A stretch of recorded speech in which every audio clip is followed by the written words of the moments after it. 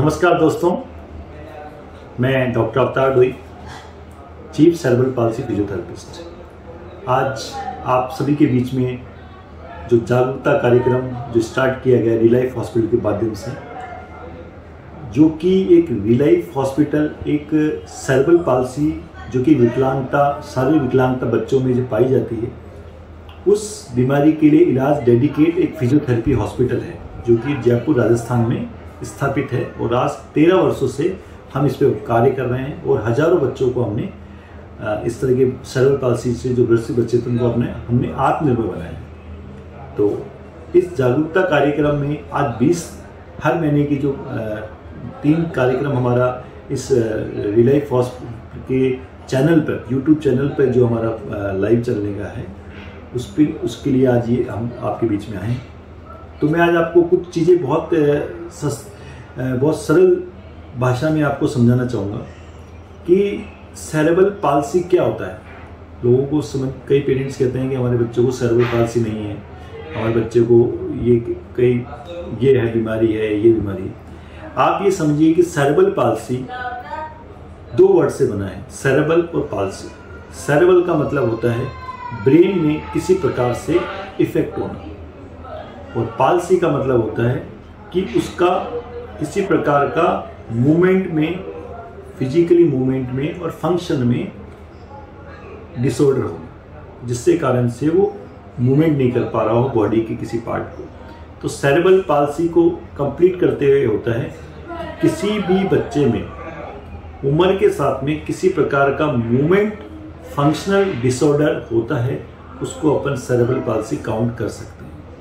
जो एज के अकॉर्डिंग उसके डेवलपमेंट्स माइलस्टोन होने चाहिए, अगर वो नहीं हो रहे हैं तो उसको अपन सेरेब्रल पाल्सी कह सकते हैं।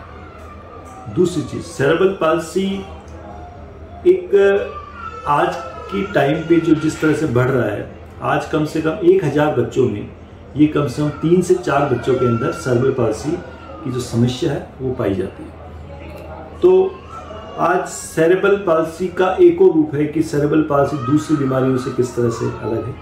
तो आप इस तरह समझिए कि जब आपका बच्चा 1 साल का हो गया है और बच्चा गर्दन नहीं संभाल रहा है, बैठ नहीं पा रहा है, खड़ा नहीं हो पा रहा है, तो आप कहीं ना कहीं उसको अपने बच्चे को अपने पास में कंसल्टेंट से मिलें और अपने बच्चे को दिखाएं। तो आपको बस यही चेक करना है कि अगर बच्चे में उम्र के साथ में उसका डेवलपमेंट नहीं हो रहा है तो वो सेरेब्रल पाल्सी में आप काउंट कर सकते हो इनिशियली फेज में।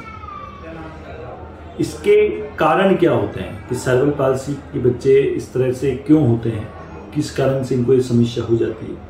इनको कई रीजन होते हैं। बच्चा 9th मंथ तक ठीक होता है, उसका प्रॉपर चेकअप रहता है। डिलीवरी से प्री मैच्योर, अगर बच्चा 9वें मंथ से पहले बच्चा 7th मंथ में इस तरह से कहीं डिलीवरी हो जाता है तो उसका ब्रेन एक तरह से डेवलप नहीं हो पाता है पूरा, उसकी वजह से दिक्कत होती है। साथ में मदर को किसी प्रकार का इन्फेक्शन हो, ड्यूरिंग डिलीवरी किसी ऑपरेशन से, किसी नॉर्मल सिजेरियन से या नॉर्मल डिलीवरी में किसी प्रकार के बच्चे को हेड इंजरी हो जाए या किसी अन्य वजह से हेड इंजरी हो जाए। साथ ही डिलीवरी होने के बाद बच्चा लेट रोए या किसी प्रकार का दिमागी बुखार हो जाए, या उसको लेट रोए या उसको किसी प्रकार का जो उसके जो एक्टिविटी है बॉडी की उसमें किसी प्रकार का इन्फेक्शन हो जाए, उसकी वजह से सारी कंडीशंस बच्चा हो सकता है। इसके लक्षण क्या होते हैं, सेरेब्रल पाल्सी पेशेंट के लक्षण क्या होते हैं? जब बच्चा उम्र के साथ, जो मैंने आपको बताया कि उम्र के साथ 1 साल का बच्चा हो गया, गर्दन नहीं संभाल रहा, बैठ नहीं पा रहा है, तो आपका बच्चा डेफिनेटली सेरेब्रल पाल्सी का पेशेंट है। तो किसी भी बच्चे को आपको जज करना हो कि ये बच्चा सेरेब्रल पाल्सी है नहीं है, तो उसको 1 ईयर तक उसका ध्यान रखें। 1 ईयर में बच्चा अगर गर्दन नहीं संभाल पा रहा, बैठ नहीं पा रहा, खड़ा नहीं हो पा रहा है, तो उसको तुरंत प्रभाव से उसको कंसल्ट करें, उसका ट्रीटमेंट कराएं। लक्षण ये होते हैं कि डे बाय डे अगर बच्चों का प्रॉपर ट्रीटमेंट नहीं होगा तो बच्चे की मांसपेशियाँ बहुत ज़्यादा टाइट होती चली जाती हैं, वीक हो जाती हैं उसकी मांसपेशियाँ।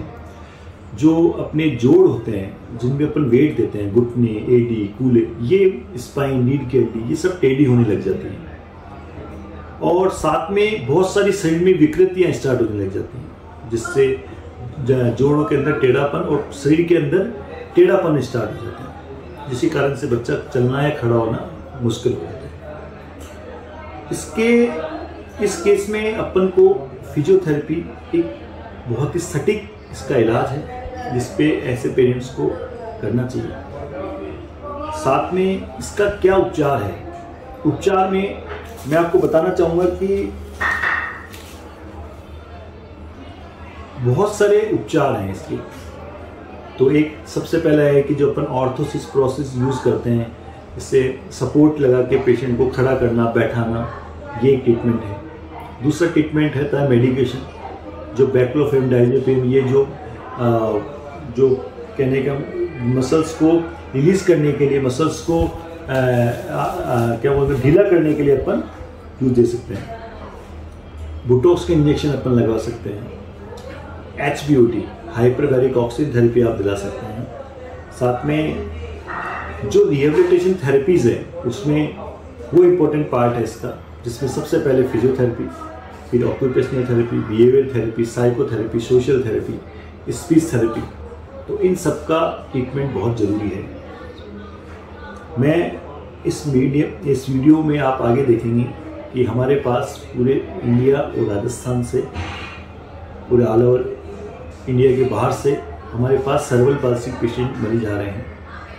क्यों वो मरीज हमारे पास आ रहे हैं, उसका एक रीज़न है कि रिलाइफ हॉस्पिटल एक डेडिकेटेड हॉस्पिटल है इंडिया के अंदर सर्वल पाल्सी पेशेंट्स के लिए।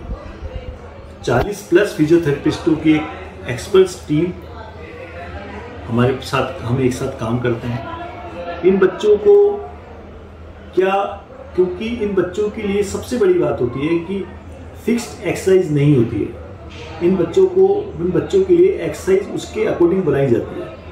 तो अगर उसके अकॉर्डिंग अगर पूरा ऑब्जर्वेशन होगा और ऑब्जर्वेशन के बाद में आप डायग्नोस करके प्रॉपर उसको ट्रीटमेंट देंगे, प्रॉपर उसकी एक्सरसाइज बनाएंगे, तो बच्चे में डेफिनेटली फ़ायदा होगा। और मैं इसी के साथ आपको दोबारा बोलना चाहूँगा कि जिस भी पेरेंट्स के बच्चे को 1 साल में आपको फील हो रहा है, तो आप जितना जल्दी बच्चे के साथ में एक्टिव होकर वर्क करेंगे, आपको बहुत अच्छा फ़ायदा मिलेगा। जितना आप लेट होंगे, आपको उतना ही समय और पैसा ज़्यादा लगेगा। तो आप कभी भी ऐसे पेरेंट्स जो कि आपके आस पड़ोस में जो चल फिर नहीं पा रहे हैं, बैठ नहीं पा रहे हैं, गर्दन नहीं संभाल पा रहे हैं, वो बच्चे हमारे पास आएँ, रिलाइफ हॉस्पिटल कंसल्ट करें। हाँ, मैं थोड़ा क्षमा चाहता हूँ कि मरीजों की संख्या थोड़ी ज़्यादा होने की वजह से हम सभी मरीजों को अभी ले नहीं पा रहे हैं, ट्रीटमेंट नहीं दे पा रहे हैं।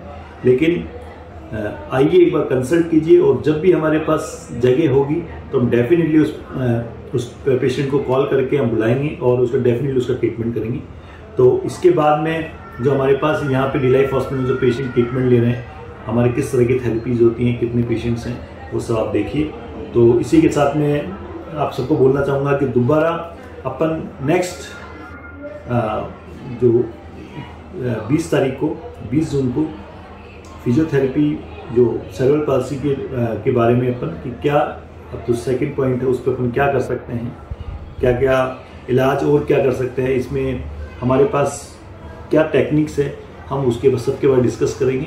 और साथ में एक लाइव पेशेंट के ऊपर, बहुत सारे तरह के पेशेंट्स होते हैं, कितने टाइप्स के पेशेंट होते हैं, किस तरह के पेशेंट होते हैं, उनको आपको लाइव आपको दिखाएंगे। आज का वीडियो ओनली आपको समझाने का था कि सर्वल पाल्सी क्या होता है, और 20 जून को आपको दोबारा पर मिलेंगे और आपको बताएंगे कितने तरह के पेशेंट होते हैं, किस तरह के होते हैं, और उनमें समस्याएं किस तरह की होती हैं। तो आप होप आपको अच्छा लगा होगा। तो इसी आशा करता हूँ कि आप इस वीडियो को लाइक करें एंड सब्सक्राइब करें चैनल को, जिससे ये इन्फॉर्मेशन बहुत लोगों तक पहुँच पाए, और इस वीडियो का एक इम्पोर्टेंस लोगों को मालूम चले और लोगों को इसका फ़ायदा मिले। Thank you.